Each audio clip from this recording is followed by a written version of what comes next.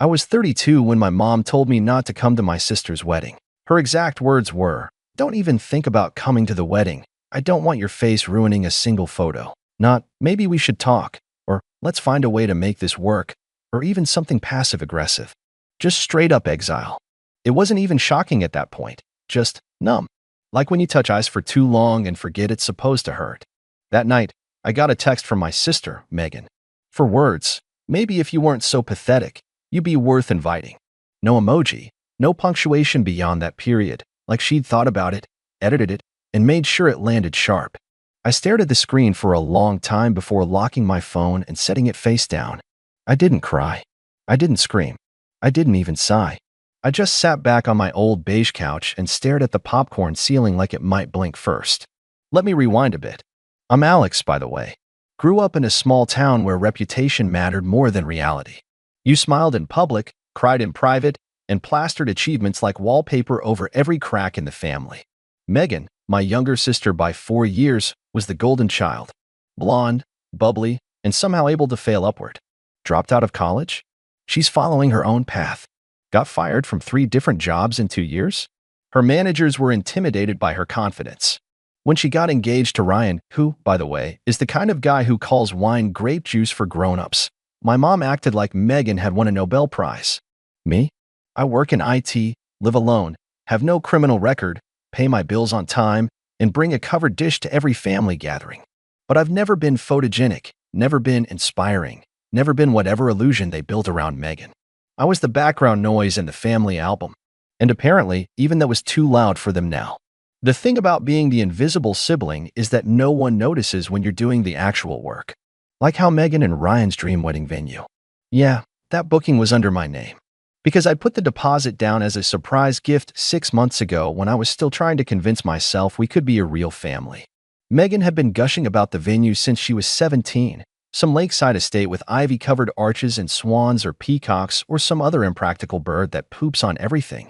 It was her fantasy, and I thought maybe, just maybe, helping her get it would mean something. I paid the deposit in full, $3,000, non-refundable if canceled within 30 days. She never even said thank you. Just told our and it worked out and bragged to her followers about manifesting the perfect wedding spot. I stayed quiet because I'd spent most of my life believing that love was quiet, that it didn't need applause or recognition, that if I just kept showing up, eventually someone would notice. Instead, I got disinvited. No explanation, no nuance, just a command. When I told Mom it felt hurtful, she blinked at me like I'd said something in another language. "It's Megan's day," she said, like that explained everything. "You've never been close anyway, and she doesn't want any bad energy." Bad energy? That was rich, coming from the woman who once screamed at a waitress for putting dressing on the side instead of mixing it in. But sure, I was the curse. I didn't argue. I just nodded and left early. Drove home in silence. Sat in my apartment and watched the sun dip behind the ugly gray buildings across the street. And that's when Megan's text came in. I think a part of me broke in that moment. Not in the dramatic, shattered glass way you see in movies. More like when a bone shifts just enough to stop working right. I kept rereading her words, waiting for the apology that never came. My hands didn't even shake. I just smiled. A real, strange, hollow smile. And then I opened my laptop. The venue had a cancellation policy. One I knew by heart, because I'd read every clause back when I booked it. Cancel within 30 days, and the deposit's gone. Cancel before that, and you can get most of it back, or transfer the date to another event for a small fee. I glanced at the calendar. 28 days. Barely.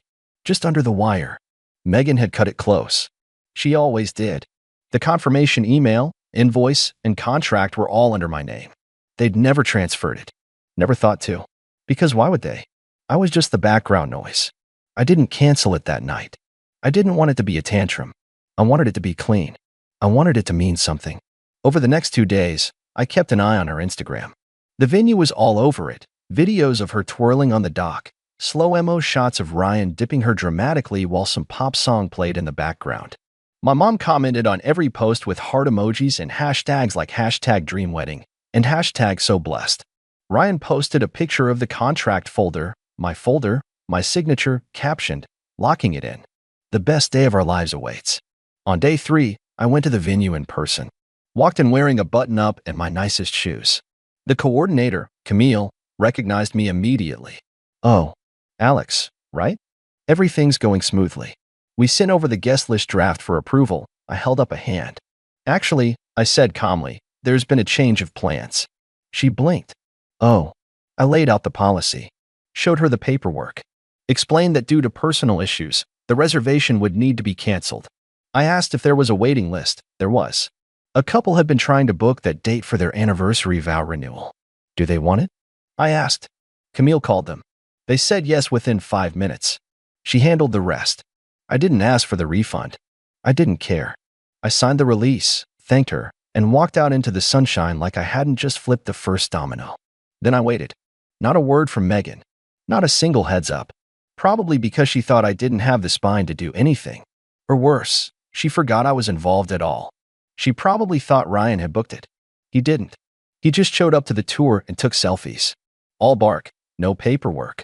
10 days out from the wedding, Megan posted a video doing a venue walkthrough in a white dress and heels, captioned "Final Prep." "Can't believe it's almost here." That was when I knew they still hadn't noticed.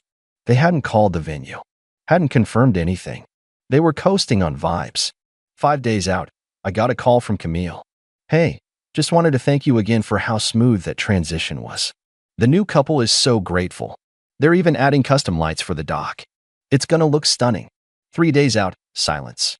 Then, the night before the wedding, less than 12 hours before the guests were supposed to arrive, I finally got a call. It was Mom, and I didn't pick up. She called again, then again. By the 5th missed call, I finally turned the phone over and stared at the screen. Her name glowed there like a mosquito bite, small, persistent, irritating. I didn't answer. I didn't want yelling. I didn't want fake apologies. I didn't want her to accuse me of ruining anything, when the only thing I'd ruined was their assumption that I'd keep taking it forever. Then my phone buzzed with a text. Mom texted, "What did you do? The venue says it's booked under someone else. They said it was canceled. Call me now." I didn't. Instead, I poured myself a glass of orange juice, walked over to the window, and watched the traffic crawl by below. The sun had just started to dip behind the rooftops, that weird golden haze making everything look like it was being filmed for a perfume commercial. I took a sip and waited. 30 seconds later, another text came in. Megan texted, "What did you do? You ruined my wedding. You selfish, jealous, pathetic." She went on, paragraph after paragraph. Caps lock. Exclamation points. At one point, I think she threatened to sue me. I didn't read most of it. Just scrolled slowly, one thumb flick at a time, marveling at how fast they could pivot from ignoring me to making me the center of the universe. I finally got a call from Ryan.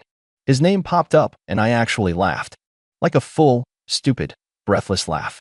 Ryan had never called me in his life. Not for a birthday. Not for a "thanks, man," when I helped move furniture into their first apartment. But now? Oh, now he needed a word. Did I answer? Of course not. I wanted silence. I wanted them to stew, to squirm, to sit on their perfect, expensive, flour-coated lie and realize they hadn't even thought about logistics. They just assumed that because I handled it, it would stay handled. But no, when they kicked me out of the wedding, they kicked out the one person who was actually holding it together. Around 7 p.m., Megan posted a black screen on her Instagram story with the caption, "Sometimes family betrays you worse than any stranger ever could." Cue the violin. An hour later, Mom called again. But this time, she left a voicemail. Her voice was the kind of calm you only hear when someone's about to lose it.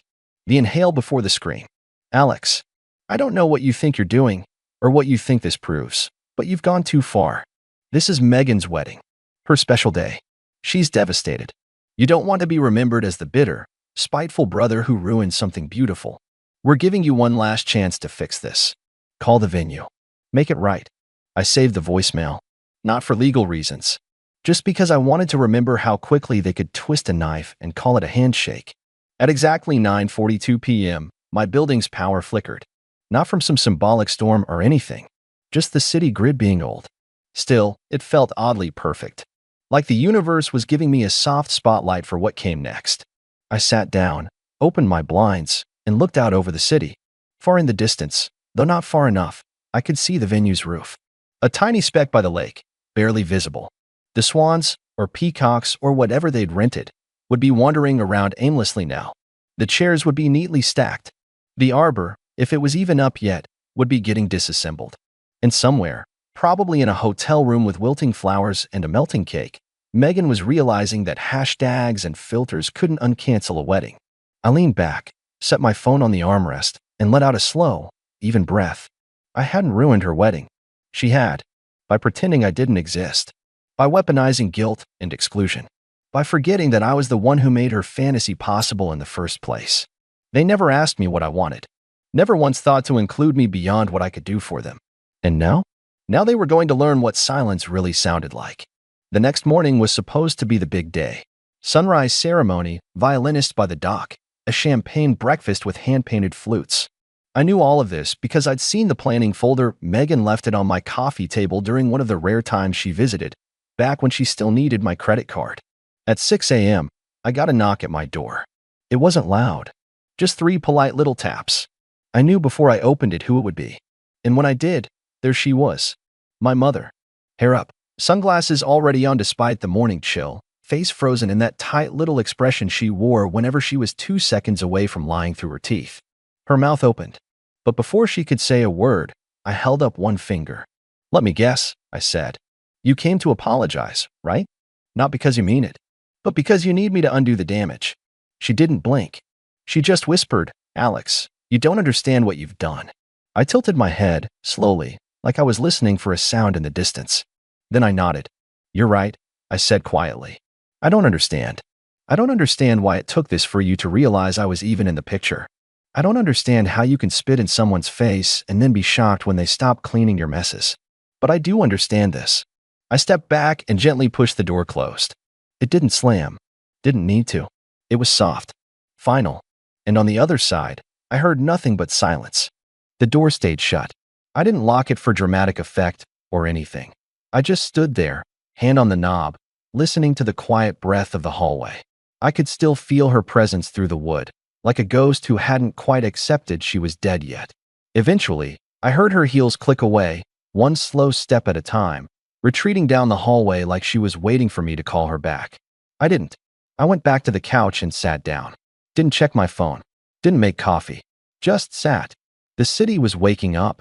Horns, birds, the occasional clatter of garbage bins. But up here it still felt like midnight. I'd expected to feel something, guilt, triumph, maybe even anxiety, but what I felt instead was space.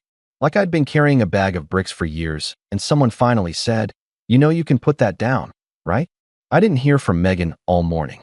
No texts, no threats, no apology. But around 11:45 a.m., her fiancé Ryan decided to go full panic mode. He posted a long, frantic Instagram story that started with "to our friends and family" and ended with "we were blindsided." The middle part was a jumbled mess of passive-aggressive whining. Due to unforeseen circumstances, betrayed by someone we trusted, real love isn't about venues. It was practically dripping with fake humility. Like if he added enough sad music and puppy-eyed expressions, people would forget he once told me I look like the IT guy from a discount sitcom. Naturally, the comments poured in. "OMG, what happened?" "Sending love, heart emoji." "Wait, isn't your brother the one who helped book the venue?" I watched it all unfold from the couch, sipping the same glass of juice I hadn't finished the night before. By now, I was half expecting one of them to just show up with a camera crew and turn this into some sad YouTube vlog. We got canceled by family, but still said I do. Cue the tears. Cue the monetization. By mid-afternoon, I started getting messages from extended family.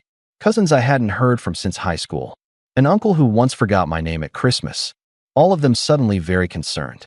"Hey man, saw the post. Is everything okay? Your mom said something about you canceling Megan's wedding.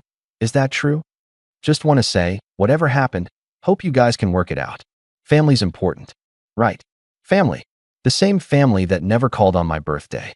The same family that RSVP'd, maybe, to my graduation party and never showed. Now they were worried? Now I was worth the effort? I ignored every message. But there was one that I didn't delete right away. It was from Aunt Doreen. Not a fan favorite, to be clear. She'd always been a little too blunt, a little too tan, and a little too obsessed with her Pomeranians. But her message just said, "Heard what happened. Been waiting years for you to stop being the family's doormat. You good?" I stared at it for a long time. Then, finally, I replied, "Yeah." I think I am. That night, the wedding did happen, sort of. Not at the lake. Not with the swans. And definitely not with the catered, champagne-drenched fairy tale they'd promised their friends. No, they scrambled and threw together a backyard setup at our grandparents' house, which would have been fine if it hadn't rained. Hard. Like, thunderclap every 15 seconds hard. Megan's dress got soaked. The rented canopy collapsed. The makeshift DJ setup shorted out mid-song. There's a photo floating around Facebook now, blurry, dimly lit. Half of Megan's mascara running down her face while she tries to smile through gritted teeth, holding a bouquet that looks like it got salvaged from a highway ditch. But the best part? Ryan's cousin live-streamed the whole thing. And somewhere in the middle of the video, you can hear Megan whisper, hot mic and all, "I swear to God, if he doesn't fix this, I'll make sure his life is over." She didn't say which she meant. Could have been Ryan. Could have been me. But the venom in her voice didn't care. A few days later, the calls started again. This time, less angry. More strategic. First it was Mom. She left a voicemail pretending nothing had happened. "Hey sweetheart, hope you're doing okay. Just wondering if you had time this week to help me with the printer. I think it's jammed again." Then Megan tried. A text. One word, seriously? I didn't answer. Then Ryan reached out, pretending to be the bigger man. His message was a masterpiece of half-hearted diplomacy. "Look, I get it. You were hurt. Things were said. But family shouldn't go to war over one bad day. Let's meet up. Talk it out. Fix things." I left him on read. And then, finally, Megan sent the text that made me pause. "So what's your endgame here? You got your revenge. You happy now?" I stared at that one longer than I expected. Because for a second, I wasn't sure how to answer. Was I happy? Did I feel better? It wasn't like in the movies. No music swelled. No great epiphany. Just quiet. The kind of quiet where you finally realize you don't owe anyone an explanation.